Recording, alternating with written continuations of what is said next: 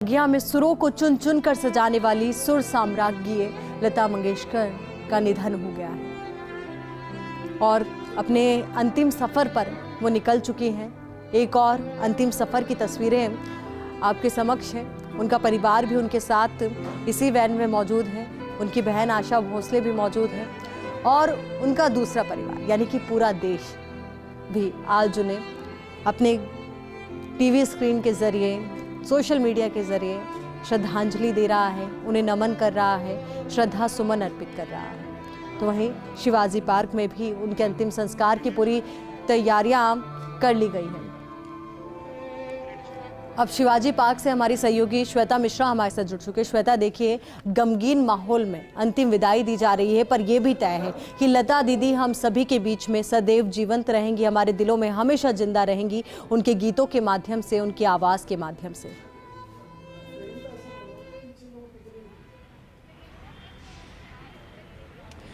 बिल्कुल आयुषी, ठीक कहा आपने कि बहुत ही बिरली ऐसी शख्सियत होती है जिसे हम कहें कि उनके ना रहने पर भी हमें ये महसूस हो कि वो नहीं है। आज वो नहीं है। आज सुबह उन्होंने अंतिम सांस ली। इस वक्त हम शिवाजी पार्क में मौजूद है जहां पर उनका अंतिम संस्कार होना है और यहां पर बड़ी तादाद में लोग मौजूद है बाहर जो उनके एक दर्शन करना चाहते हैं। हालांकि जिस तरह से तस्वीरों में फर्स्ट इंडिया लगातार दिखा रहा है कि किस तरह से उनकी पार्थिव देह आगे बढ़ रही है और लोग दर्शन कर रहे हैं, क्योंकि इतनी बड़ी शख्सियत, कई लोगों को अफसोस होगा कि वो उनसे मिल नहीं पाए। कई ऐसे होंगे जो चाहते होंगे कि कम से कम एक बार अंतिम दर्शन उनके कर सकें, क्योंकि ये ऐसी शख्सियत है लता मंगेशकर, लता दीदी, क्योंकि 3 नहीं 2 नहीं 4 पीढ़ियां ऐसी हैं जो लगातार उन्हें सुनती आ रही है और आगे भी सुनती रहेंगी। उनके गानों के माध्यम से हमेशा वो अमर रहेंगी और जहन में हमेशा जिंदा रहेंगी लता दीदी, ये भी तय है। लेकिन फिलहाल अगर मैं यहाँ की आपको जानकारी दूं, इस वक्त हम शिवाजी पार्क में मौजूद हैं और कैमरा पर्सन नरेंद्र को मैं बोलूंगी कि तस्वीरें वहां से दिखाएं। देखिए ये गेट है, यहाँ से पुलिस जाब्ता मौजूद है, सुरक्षा के कड़े बंदोबस्त किए गए हैं और इस गेट के अंदर क्योंकि हम आ चुके हैं शिवाजी पार्क में, काफी सख्त चेकिंग हो रही है, उसके बाद ही एंट्री दी जा रही है। लेकिन इसके बाहर हम देखें बहुत दूर तक, जहां तक नजर जाती है आयुषी, लोग बैठे हुए हैं, इंतजार कर रहे हैं कि लता दीदी के अभी पार्थिव देह यहां पर जैसे ही पहुंचेगी तो वो एक बार उन्हें देख सकें। सुरक्षा के लिहाज से कड़े इंतजाम यहां पर किए गए हैं और इसके बाद ये पूरी तस्वीरें जहां जाब्ता मौजूद है और वो तस्वीर सामने आप देख पा रहे होंगे जहां पूरी तैयारियां की गई हैं उनके अंतिम संस्कार को लेकर। अंत्येष्टि यहां पर होगी, प्रधानमंत्री नरेंद्र मोदी यहां पर पहुंचेंगे। हालांकि पहले जो वक्त यहां पर तय था वो शाम का था। बिल्कुल श्वेता, पीएम के पहुंचने का भी कार्यक्रम है और लता दीदी की खासियत है कि पूरे देश ने उनको अपने परिवार का सदस्य माना है और यही वजह है कि आज भारी संख्या में लोगों का हुजूम उमड़ा है उन्हें श्रद्धांजलि देने के लिए, नमन करने के लिए। आपसे ये भी जानकारी चाहेंगे कि जो लोग वहां पर मौजूद हैं, जो लता दीदी के अंतिम दर्शनों के लिए पहुंचे हैं, उनको श्रद्धांजलि देने के लिए पहुंचे हैं, क्या उनको भी शिवाजी पार्क में एंट्री दी जाएगी?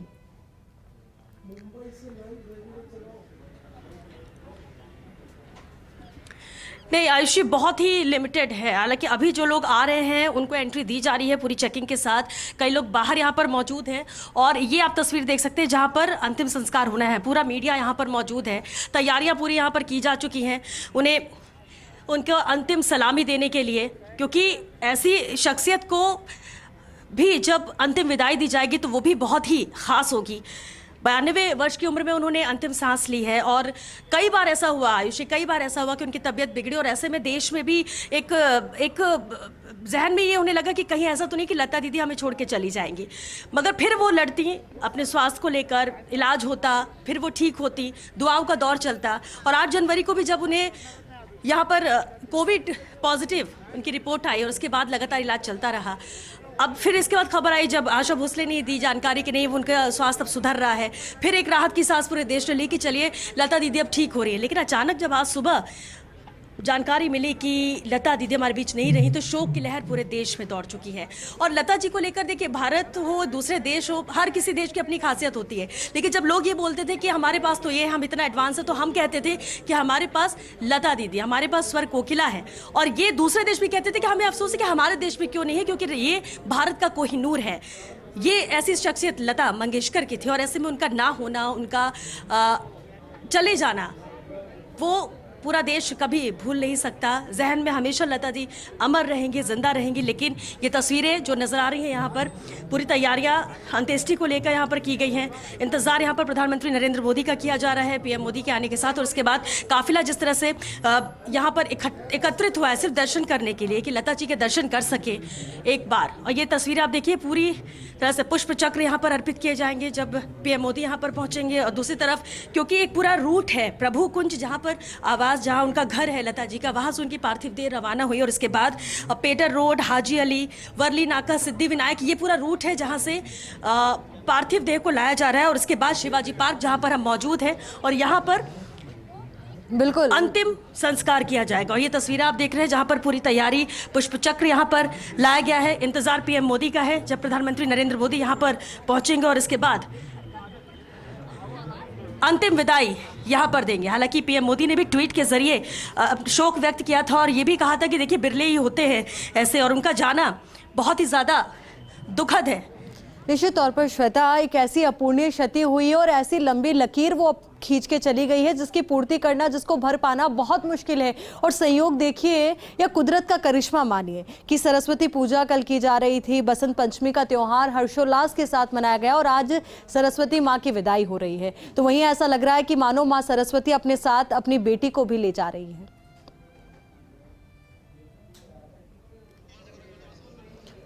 तो बेहद दुखद ये पल है, पूरे देश के लिए गमगीन माहौल भी है। और श्वेता, लता दी की खासियत भी है कि कई अवार्ड्स उन्होंने अपने नाम किए, क्योंकि उनकी आवाज़ में वो खनक और कशिश थी जिसकी वजह से उन्हें जाना जाता था, पहचाना जाता था। हर गीत को वो ढलकर उस गीत में गाती थी और यही वजह थी कि रूह से रूह तक वो गाना पहुंचता था। और अवार्ड भी फक्र करता होगा कि वो लता दी की झोली में गया।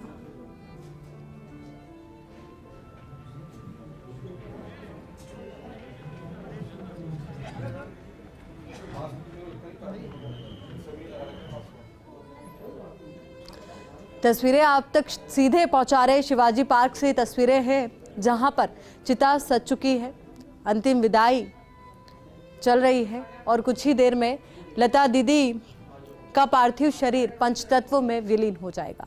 हमारी सहयोगी श्वेता मिश्रा लगातार हमारे साथ बनी हुई। श्वेता, देखिए, हम बात कर रहे थे लता दीदी के बारे में, क्योंकि आज जब उनकी तस्वीरें देख रहे हैं तो मानो ऐसा लग रहा है कि उनके जीवन काल के वो गौरवमयी पल और इतिहास के वो गौरवमयी पन्ने हम पलट रहे हैं।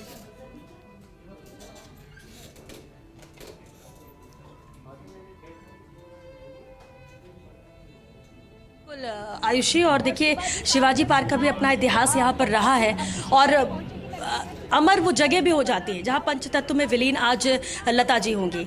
उनका जिस तरह से हमने अगर पूरे साल देखे, कोई भी ऐसा व्यक्ति नहीं था, एक कह सकते हैं अपने आप एक अलग रिकॉर्ड है कि जब तक जिए तब तक काम करते रहे, जब तक जिए आवाज़ में वही मधुरता रही। और लता जी की तो खासियत है कि उनकी आवाज़ में जितना मीठापन था, उनके व्यवहार में भी उतना ही मीठापन था। और यही वजह है कि आखिरी वक्त तक लोगों से जुड़ी रही। हालांकि पिछले एक साल से ज़रूर उन्होंने मिलना जुलना लोगों से बंद कर दिया था, लेकिन व्हाट्सएप पर वो एक्टिव रही हैं, मैसेजेस में लोगों से कनेक्ट रही हैं। इसके अलावा अगर हम बात करें उनकी फैन फॉलोइंग की, देखिए गिनना मुश्किल है। इतनी पहचान, इतना प्यार उनको न सिर्फ देश से मिला, बल्कि कोई भी देश ऐसा नहीं होगा। विश्व स्तर पर लोकप्रियता अगर कोई कायम करने वाली है तो वो लता जी हैं। 92 वर्ष की आयु तक लगातार अपनी आवाज़ के ज़रिए और सोशल मीडिया में जिस तरह से बाकी लोग एक्टिव है आज के वक्त में, आज के वक्त के दौर के साथ भी लता जी चलती रही। हालांकि स्वास्थ्य के कारणों की वजह से ज़रूर कई बार अस्पताल में भर्ती होना और कई बार लोगों को ऐसा लगने लगा था कि कहीं लता जी हमारा साथ तो नहीं छोड़कर जाएंगे, लेकिन फिर भी वो लड़ती और वापस लौट कर आती। इस बार भी ऐसा ही था, लेकिन आज ऐसी ही खबर आएगी और ऐसी जानकारी मिलेगी, पूरे देश को किसी को यकीन नहीं हो रहा था। लेकिन अब जबकि महसूस किया जा सकता है इस माहौल में, इस वक्त शिवाजी पार्क में जिस तरह की तैयारियां हैं, जिस तरह के हम वो देख भी रहे हैं कि उनकी पार्थिव देह और अंतिम यात्रा जिस तरह से आगे बढ़ रही है और इंतजार शिवाजी पार्क में किया जा रहा है। विश्वास करना पड़ेगा कि लता जी नहीं है, लेकिन इसके बावजूद उनके गाने ऐसे थे जो उन्हें अमर करते हैं। वो एक एक शब्द अमर करते हैं। 50,000 से ज़्यादा गाने गाना, 38 भाषाओं से ज़्यादा गाना गाना, ये किसी आम इंसान के बस की बात नहीं है। और हम इसलिए कहते हैं कि लता जी जैसा न कोई था, न कोई है और न कोई होगा। बिल्कुल श्वेता, और जिस तरीके से आपने बताया कि उनकी आवाज़ में वो कशिश और खनक थी कि हर गाने को वो बहुत खूबसूरती से गाती थी, और यही वजह है क्योंकि मैं तो कभी समक्ष उनको सुन नहीं पाई, पर जब उनके गाने बजते हैं तो वाकई में ऐसा लगता है कि मानो कि वो गाने सीधे दिल में उतरे। और शायद यही वजह है कि जब फर्स्ट इंडिया का कार्यक्रम था और जब आपने भी वो गीत सुना है मेरे वतन के लोगों, तो आपकी आंखों में भी आंसू आ गए।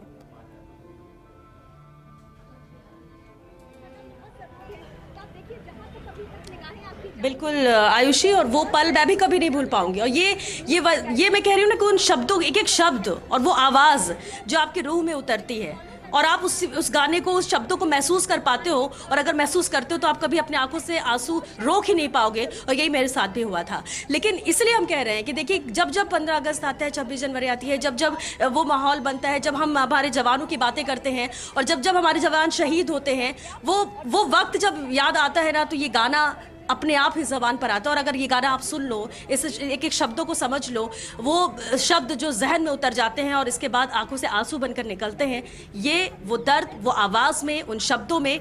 और देखिए कितनी विडंबना भी है कि कवि प्रदीप ने ये गाना लिखा था, जिसका भी आपने जिक्र किया है, मेरे वतन के लोगों। जब ये गाना उन्होंने गाया था तब जवाहरलाल नेहरू की भी आंखों से आंसू आ गए थे।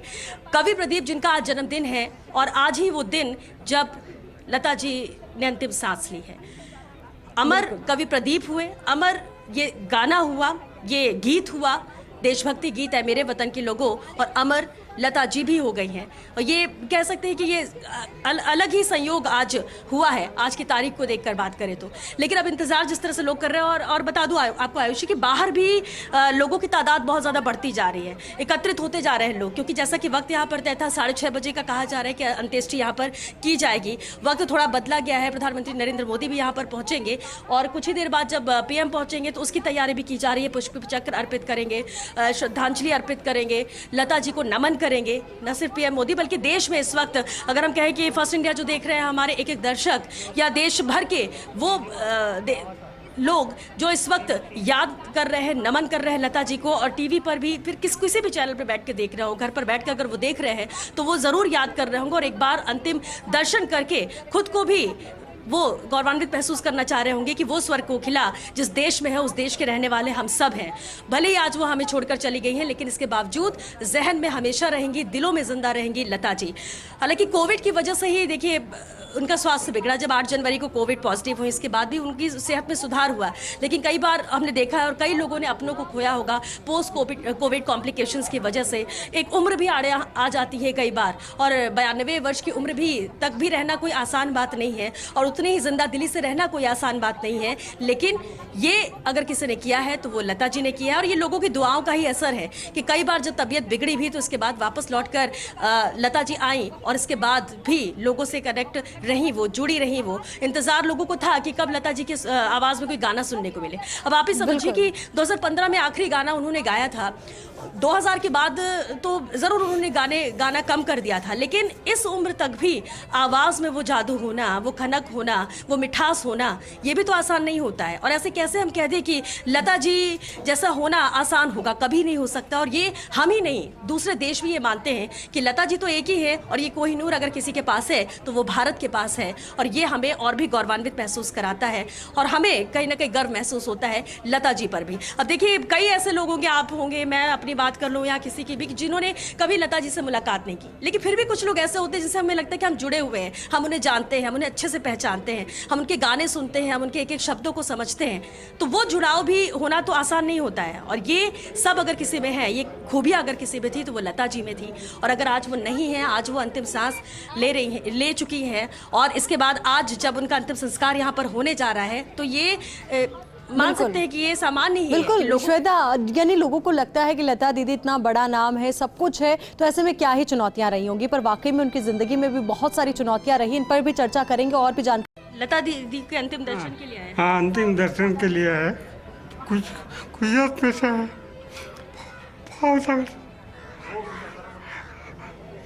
भावनगर से है, सुबह से है, उसके दर्शन के लिए। कैसे खुद को जुड़ा हुआ लता जी से पाते हैं दादा आप? अरे इसका गाना बहुत सुनता है मैं, रेडियो 7 दिन सुनता है। एक गाना है जो लग जा गले, वो ऐसा गाना था उसका, रेडियो में सुनता है विद भारती पे। क्या उसके लिए आया इधर दर्शन करने के लिए, गुजरात में से आया भावनगर से। अभी शाम को जाएगा भावनगर गाड़ी। दीदी गया ना, हमको पता अभी कौन गाना गाएगा। लेकिन लता जी ने इतने गाने गाए हैं, आप मानते हैं कि गानों के जरिए अमर तो लता जी हो गई हैं? हाँ, तो अभी क्या वो अमर हो गया, अभी लास्ट दर्शन करने का उसका। उसके लिए मैं आया इधर। क्या कौन से गाने उनके हैं जो आपको हमेशा याद आते हैं, याद रहेंगे? वो बहुत गाने हैं उसके, मैं विद भारती बहुत सुनता हूँ, रात भर सुनता हूँ उसके गाने। हाँ, वो लग जा गले दिल मेरा, कितना बहुत गाने हैं उसके। चलिए, बिल्कुल थोड़ी देर में पार्थिव देह यहाँ पर लता जी की पहुँच जाएगी। लेकिन आयुषी, देखिए ये जो एक एक शब्द लोगों के निकल रहे हैं और शब्दों के साथ आंख में आंसू आना, आंखें पलकें गीली हो जाना, और इसके बाद शब्द ना मिलना कि आखिर कहे तो कहे क्या, इसके लिए कहे तो क्या कहें कि आज आखिरी वक्त है, अब चली जाएंगी, अब कौन गाना गाएगा, अब कैसे वो आवाज़ सुनने को मिलेगी, कैसे उम्मीद रहेगी कि लता जी का कोई गाना आएगा और वो फिर दिल को छू जाएगा। ये वो दर्द है जो यहाँ पर लोग बयां कर रहे हैं।